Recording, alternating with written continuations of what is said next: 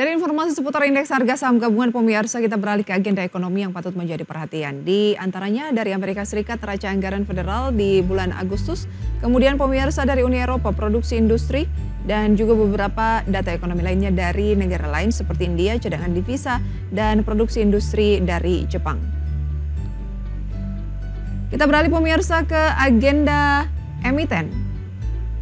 Ada Games yang mengagendakan tanggal pembayaran dividen tunai interim, kemudian LPGI, tanggal akhir perdagangan nominal lama atau stock split. Update dari Bursa Asia sebagai berikut pemirsa pada pagi hari ini. Nikkei Jepang terpantau bergerak di teritori positif dengan penguatan mencapai 0,37%, kemudian Straits Times Singapura 0,09%, Kospi Korea Selatan turun tipis 0,03%, Hang Seng Hong Kong naik 0,77%.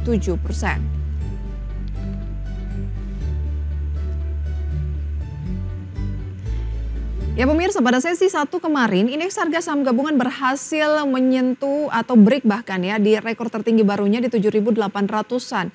Namun pemirsa, pada sore hari IHSG berbalik arah, namun pelemahannya tidak terlalu dalam. Artinya saat ini posisi IHSG masih sedang berada di level atas. Dan salah satu sektor yang menarik dicermati pemirsa kemarin adalah batu bara. Nah, ini yang akan kita ulas bersama dengan narasumber kita pada pagi hari ini. Ada Pak Raden Bagus Bima, founder dari Warkop Saham. Selamat pagi Pak Raden.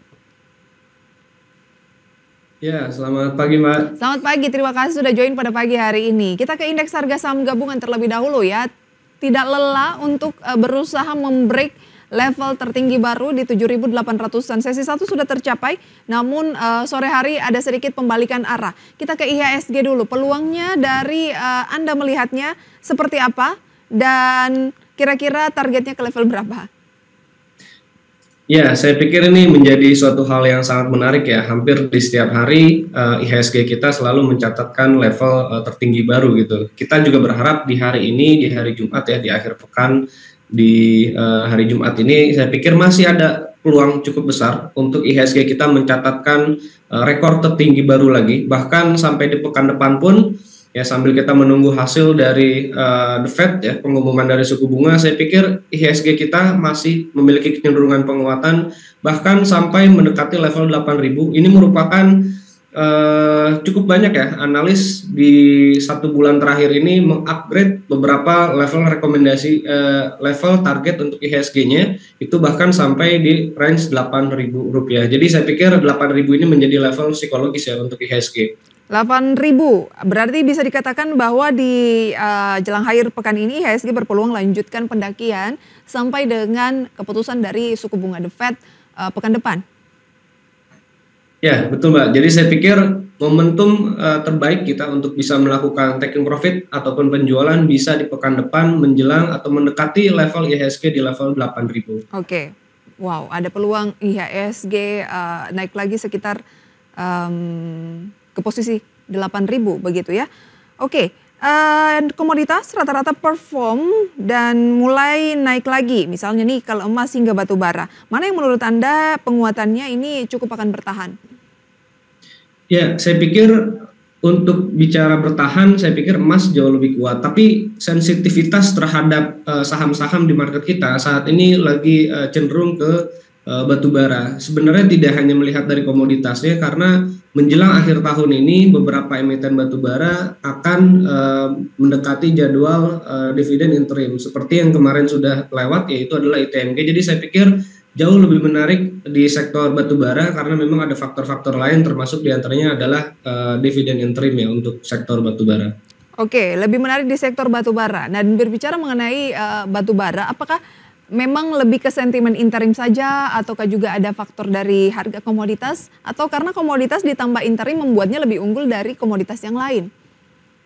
Betul Mbak, jadi saya pikir dua variabel tersebut ya yang mempengaruhi pergerakan komoditas batu bara untuk di saat ini. Terlebih sebenarnya batu bara ini kan sudah mengalami penurunan lebih dulu ya dibanding sektor lain, dan saat ini kalau kita melihat dibandingkan dengan sektor lain, memang batu bara ini yang posisinya agak menengah ya, belum ada emiten-emiten batu bara yang mencatatkan sampai level tertinggi itu belum. Jadi mungkin ini bisa menjadi opsi, paling tidak kita bisa mempertahankan atau kita bisa melihat sektor batu bara ini sampai di akhir tahun ini. Berarti kans dari batu bara dibanding komoditas lain untuk menguat nih cukup besar karena berbagai sentimen begitu ya, diantaranya harga komoditasnya memang lagi naik karena sempat turun, jadi peluang naiknya juga cukup besar. Kemudian emitennya kebanyakan ini adalah yang suka memberikan dividen yang cukup signifikan atau rajin memberikan dividen, dan mungkin juga substitusi dari batu bara gas alam juga lagi naik begitu ya.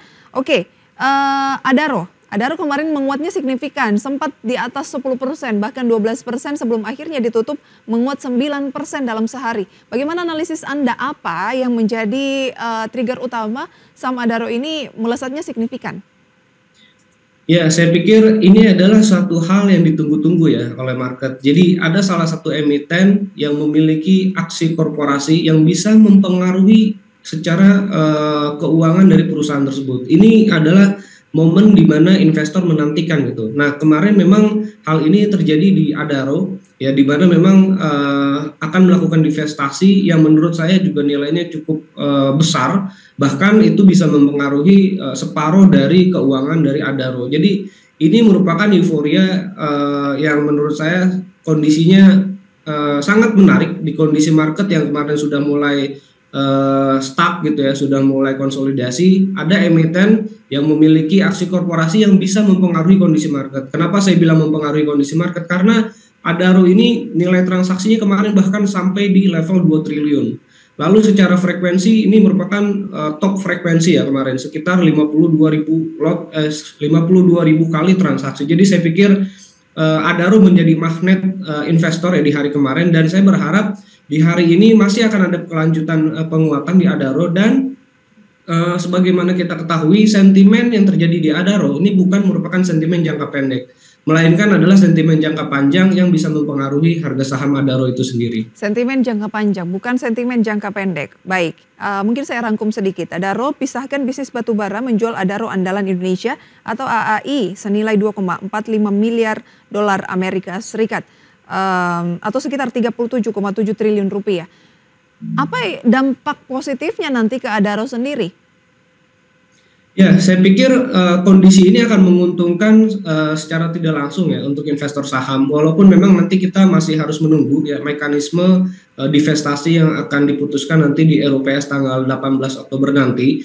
Nah, cuma di sini cukup banyak spekulasi yang dinilai oleh beberapa para analis ini akan dalam jangka waktu pendek ya, ini akan memberikan dampak positif untuk investor-investor yang memang sudah menjadi investor Adaro sebelumnya. Karena lebih ke investornya ya yang diuntungkan dengan untuk saat ini ya dengan divestasi ini. Kenapa?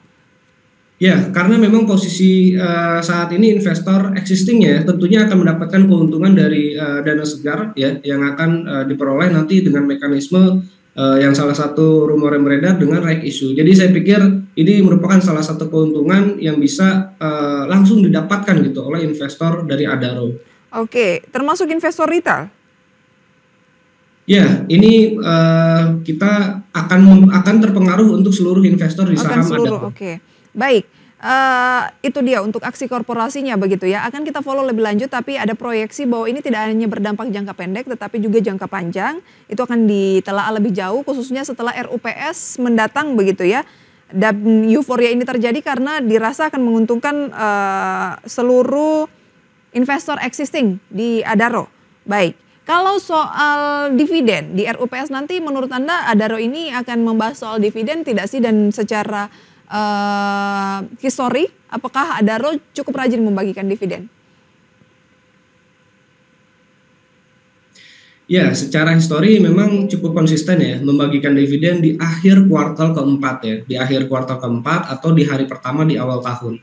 Ini sudah terjadi beberapa tahun terakhir oleh Adaro. Jadi saya pikir jika proses divestasi ini ataupun nanti di hasil RUPS berjalan sebagaimana rencana di awal, saya pikir akan ada potensi kenaikan nilai dividen dari Adaro selain daripada memang kinerjanya dari sisi keuangan 2023 berbanding 2024 masih sama, bahkan akan berpotensi lebih baik gitu di 2024 ini. plus nanti akan ada potensi pembagian dividen, special dividen ya, seperti yang kabar yang beredar belakangan ini. Jadi saya pikir dari sisi dividen interim, kalaupun nanti nilainya masih sama, berarti akan nanti dividen tahun buku 2024 secara fullnya akan jauh lebih besar gitu untuk Adaro. Baik, jadi banyak sentimen positif di Adaro ini ya, ada harga komoditas, kemudian ada aksi korporasi tadi, kemudian dividen dan juga rencana right issue. Nah, sekarang apa rekomendasi untuk Adaro setelah penguatan 9% sehari dalam perdagangan kemarin? Ya, saya pikir bahkan penguatan kemarin yang tadi sudah disampaikan bahkan sampai level 15%, ini membuktikan bahwa investor sangat berkonsentrasi di saham Adaro. Seandainya kita memiliki posisi dana yang cukup, saya pikir kita bisa melakukan pembelian ya di saham Adaro sampai nanti kita tunggu ya proses RUPS-nya, bahkan nanti kita lihat hasil dari RUPS-nya dan juga implementasi hasil-hasil dari RUPS tersebut. Jadi saya pikir kalau kita melakukan pembelian Adaro untuk di saat ini, kita bisa mempertahankan saham Adaro untuk beberapa bulan ke depan. Baik, ada target mungkin untuk Adaro saat ini di 3.850 current price, ada peluang ke level berapa? Ya, saya pikir Adaro masih ada peluang sampai di level 4.200. Ya, 4.200 ini level terdekat yang menurut saya tidak terlalu jauh ya, dengan harga tertinggi itu yang terjadi di 2022 itu 4250. Artinya Adaro akan mendekati level tertinggi di tahun 2022 saya pikir. 4250 level tertingginya sepanjang masa begitu ya, akan coba diuji lagi atau di break lagi. Nah, tren akan berbalik arah dan tidak menarik untuk di-buy ketika menurut Anda dia turun ke level berapa? Saya pikir untuk karena memang kemarin ada penguatan cukup signifikan ya, kita ada pasang stop loss ya di level sekitar 3.700 ya untuk saham Adaro. 3.700 itu dia rekomendasi untuk Adaro pemirsa yang melesat kurang lebih 9% dalam perdagangan kemarin. Sedikit soal Adaro ini lagi dalam fase apa? Ini kan naiknya kemarin cukup signifikan ya, tapi secara tren Anda melihatnya trennya jangka pendek dan menengah dalam tren naik atau bagaimana?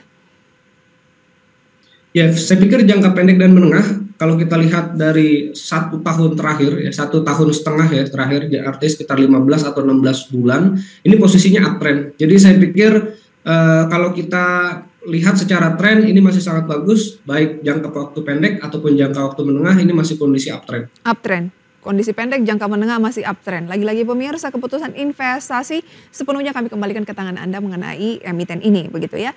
Rekomendasi saham pilihan kami hadirkan usai jeda, tetaplah bersama kami dalam segmen Market Buzz.